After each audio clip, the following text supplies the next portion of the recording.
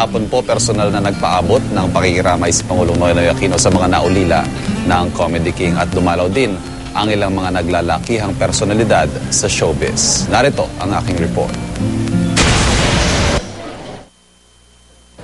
Agad sumilip sa kabaong ni Comedy King Dolphy si Pangulong Noynoy Aquino pagkadating sa The Heritage Park. Malugod siyang sinalubong ng mga kaanak at long-time partner ng Comedy King na si Shasha Padilla. Bukod sa Pangulo, ilang henerasyon ng mga artistang bumisita sa necrological service para kay Dolphy, kabilang sina Gloria Romero, Eddie Garcia, Judy Ann Santos at Claudine Barreto. It's a great loss for the industry, the passing of Dolphy, and his memory will linger with us forever.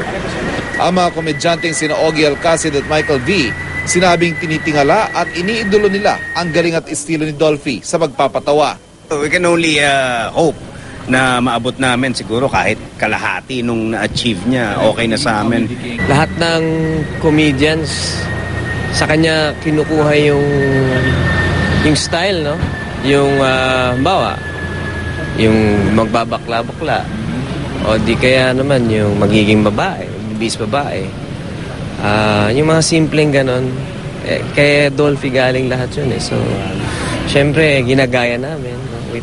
At hindi man pumasok sa politika, ilang personalidad din na inendorso niya ang nakiramay.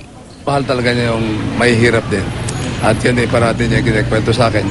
Yung kanyang pinagdaanan at yung pagmamahal din sa mga may hirap. Bago nito, may ilang maagang dumalaw sa burol. Kabilang sa kanila si dating First Lady at ngayon Ilocos Norte Congresswoman Imelda Marcos, pati na si dating Zamboanga del Norte Representative Romeo Halospos. Well, we just want to pray, just see and pray beside his coffin and to thank him for whatever he have done in his world. For us, he've done a lot.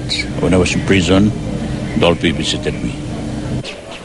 Nakiramay rin ang komedyanteng si Jimmy Santos, ang may-ari ng Sampaguita Pictures sa si Marichu Vera Perez Maceda at aktor na si Bembol Rocco.